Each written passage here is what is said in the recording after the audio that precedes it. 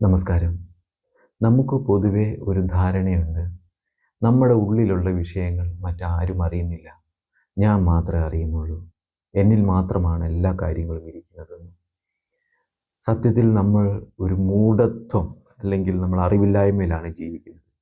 നമ്മുടെ മനസ്സിൽ നടക്കുന്ന കാര്യങ്ങളെല്ലാം ഈ പ്രപഞ്ചത്തിലെ എത്ര ആഴമുള്ള, എത്ര ഡീപ്പായുള്ള പ്രപഞ്ചമാണോ അത്രയും ഡീപ്പായിട്ട് നമ്മുടെ മനസ്സിലുള്ള വിഷയങ്ങൾ ഈ പ്രപഞ്ചം അറിഞ്ഞുകൊണ്ടിരിക്കുന്നു എന്നുള്ളതാണ്.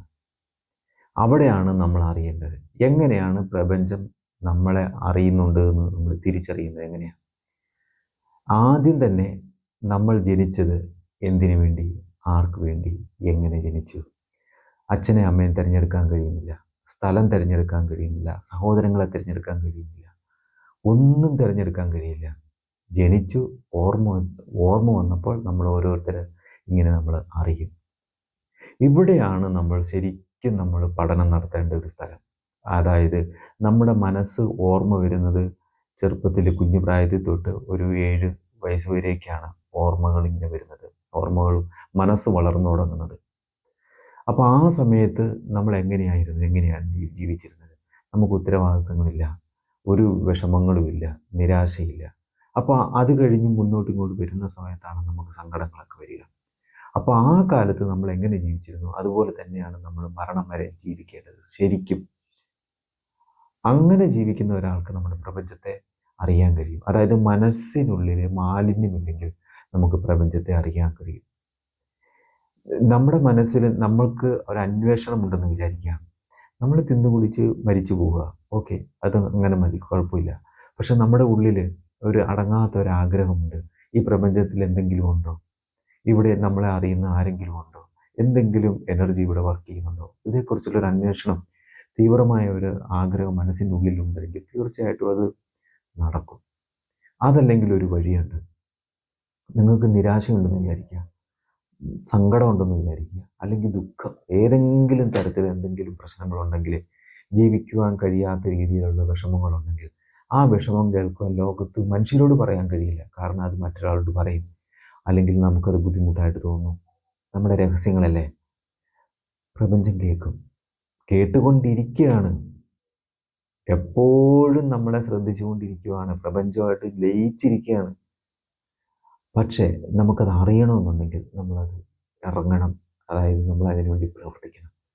എൻ്റെ അനുഭവത്തിൽ ഞാൻ പറയുന്നത് ഒരു 41 ദിവസം, 41 ദിവസം ഏത് വിശ്വാസത്തിലാണെങ്കിലും പ്രശ്നമല്ല, ഏത് വിശ്വാസത്തിലാണെങ്കിലും പ്രശ്നമല്ല. നമ്മൾ പ്രാർത്ഥിക്കുകയൊന്നും വേണ്ട. ഒരു ഒരു 20-21 മിനിറ്റ്, ഒരു അരമണിക്കൂർ നമ്മൾ കണ്ണുകളടച്ച് മുറിക്കുള്ളിൽ, സ്വന്തം മുറി ഉണ്ടെങ്കിൽ മുറിക്കുള്ളിൽ സ്വസ്ഥമായിട്ട് ഇരിക്കാൻ പറ്റുന്നിടത്താണ് കണ്ണുകളടച്ച് നമ്മുടെ ഉള്ളിലേക്ക് തന്നെ നോക്കുക. ഉള്ളിലേക്ക് നോക്കുമ്പോൾ നിരവധി ചിന്തകൾ വരുന്ന കാണാം. ആ ചിന്തകളെ നിരീക്ഷിച്ചുകൊണ്ടേയിരിക്കുക. ചിന്തകളെ നിരീക്ഷിക്കുക എന്ന് പറഞ്ഞാൽ ചിന്തകൾ വരുന്നത് അറിയുക. അതാണ് ആദ്യത്തെ സ്റ്റെപ്പ്. നമുക്ക് ചിന്തകളുണ്ടെന്നും ഒരു മനസ്സുണ്ടെന്നും അതിൽ നിന്നും കഴിഞ്ഞ കാലത്തെ ഓർമ്മകൾ ഇങ്ങനെ ചിന്തകളുടെ രൂപത്തിൽ വരുമെന്നും അവിടെ ചിത്രീകരണം നടത്തുമെന്നും ചിത്രീകരണം പൂർത്തിയായി കഴിയുമ്പോൾ അത് പോയിട്ട് പുതിയ ഒരു ചിന്ത വരുമെന്നും ഇങ്ങനെ നിരവധി ചിന്തകൾ അടങ്ങിയതാണ് ഒരു ദിവസമെന്നും നമ്മൾ അറിയണം. അപ്പം ഈ തരത്തിലുള്ള ഒരു നിരീക്ഷണ ബോധം വളർത്തിയെടുക്കണം എന്ന് പറഞ്ഞാൽ നമ്മുടെ ചിന്തകളെ ശ്രദ്ധിച്ച് നോക്കിക്കൊണ്ടിരിക്കുമ്പോൾ നമ്മുടെ മനസ്സ് പ്രവർത്തിക്കുന്നത് അറിയും, ചിന്തകൾ വരുന്നത് അറിയും. അങ്ങനെ ഓരോ ദിവസവും ഡെഡിക്കേറ്റ് ചെയ്യുക, സമർപ്പിക്കുക. അങ്ങനെ നിരന്തരം നമ്മൾ ചെയ്തുകൊണ്ടിരിക്കുമ്പോൾ ഒരു 41 ദിവസം ആകുമ്പോൾ നമുക്ക് ഒരു ഉറപ്പ് വരും. എന്ത്? നമുക്ക് 41 ദിവസം വേണ്ട, അതിനു മുന്നേ നമുക്ക് ആത്മാർത്ഥതയുണ്ടെങ്കിൽ, പ്രപഞ്ചത്തെക്കുറിച്ച് അറിയണം, ഒരു അന്വേഷിക്കാനുള്ള ആഗ്രഹമുണ്ടെങ്കിൽ ഒരു 9 ദിവസം മുതൽ ഇത് നമ്മുടെ മനസ്സ് പ്രവർത്തിച്ചു തുടങ്ങും. ശരിക്കും മനസ്സെന്ന് പറഞ്ഞാൽ നമ്മുടെ എന്താണോ ആഗ്രഹം, ആ ആഗ്രഹം സാധിച്ചുകൊണ്ടിരിക്കും. നമുക്ക് പ്രപഞ്ചത്തെ അറിയാനാണെങ്കിൽ പ്രപഞ്ചത്തെ അറിയുവാനുള്ള ഒരു സാധ്യത വഴിയൊരുക്കി തരും. അങ്ങനെ നമുക്ക് ഈ നമ്മൾ പ്രപഞ്ചവുമായി ലയിച്ചാണ് ഇരിക്കുന്നത്. അല്ലെങ്കിൽ പ്രപഞ്ചത്തിന് ചെവിയുണ്ട്, അല്ലെങ്കിൽ നമ്മളെ അറിയുന്നുണ്ട്, നമ്മുടെ വിഷമങ്ങൾ കേൾക്കുന്നുണ്ട് എന്ന് അറിയുന്നിടത്തുണ്ടല്ലോ നമുക്ക് ജീവിതത്തിൻ്റെ പൂർണ്ണത നമുക്ക് അനുഭവിക്കാൻ കഴിയും. എന്ന് പറഞ്ഞാൽ നമുക്കൊരു സമാധാനം വരും, ഒരു ഫ്രീഡം വരും. ആരെ ആശ്രയിക്കുന്നു? നമുക്ക് നമ്മളെ തന്നെ മതി. നമ്മുടെ ഉള്ളിലുള്ള ഗുരു ഉണ്ടെന്ന് നമുക്കറിയാം. ആ ഗുരു എന്ന് പറഞ്ഞാൽ നമ്മുടെ ഉള്ളിൽ അറിവുകൾ വരുന്നുണ്ടെന്നറിയാം. എവിടെ നിന്നാണ് ഈ അറിവുകൾ വരുന്നത്? അതൊക്കെ നമുക്ക് പിന്നീട് പറയാം. എന്തായാലും ഇങ്ങനെ ഒരു ശ്രമം നടത്തി നോക്കുക. ഞാനിങ്ങനെ 41 ദിവസം മൗനമായി ഇരുന്ന് ശ്രദ്ധയോടെ നിരീക്ഷിച്ചു കഴിഞ്ഞപ്പോഴാണ് എനിക്ക് മനസ്സിലായത് ഈ പ്രപഞ്ചം എന്നെ അറിയുന്നുണ്ട് എന്നുള്ളത്.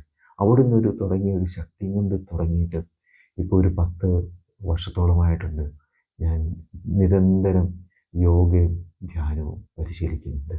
നിങ്ങളും അത് ചെയ്യുക. പ്രപഞ്ചത്തെ അറിയുക. നമ്മുടെ ജീവിതത്തിൻ്റെ ഒരു ലക്ഷ്യം പ്രപഞ്ചത്തെ അറിയുക എന്നുള്ളത്. പ്രപഞ്ചം എന്ന് പറയുമ്പോഴത്തേന് ഇരുട്ടാണ്, വെളിച്ചമല്ല. ഈ ലൈറ്റ് ഓഫ് ചെയ്താൽ ഇവിടെ ഇരുട്ടാണ് എന്ന് പറഞ്ഞ പോലെ ഇരുട്ട് സ്ഥായിയായിട്ടുള്ളതാണ്. നമുക്കൊരു ടോർച്ച് ഇരുട്ടിനെ തെളിയിക്കുന്ന ഒരു ടോർച്ചൊന്നുമില്ല, വെളിച്ചം തെളിയിക്കുന്ന ടോർച്ചേ ഉള്ളൂ. അപ്പോൾ അതിനർത്ഥം ഇരുട്ട് മാത്രമേ ഉള്ളൂ. അപ്പോൾ ഈ ഇരുട്ടിനകത്ത് എവിടെയൊക്കെ എന്തൊക്കെ ഗ്രഹങ്ങളുണ്ടെന്നും എന്തൊക്കെ നക്ഷത്രങ്ങളുണ്ടെന്നും നമുക്കൊന്നും അറിയില്ല. നമുക്കാകെപ്പാടെ ഈ ഭൂമിയും രാത്രിയും പകലും ഉണ്ടാകുന്നതും നമ്മുടെ കുറച്ച് കാലത്തെ ചിന്തകളും മാത്രമേ അറിയുള്ളൂ.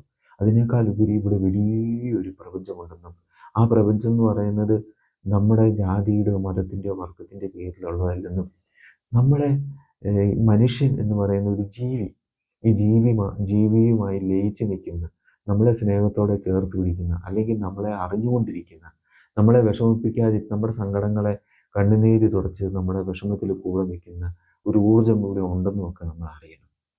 ആ അറിവാണ് ശരിക്കും നമ്മുടെ ജീവിതത്തിൻ്റെ ലക്ഷ്യം.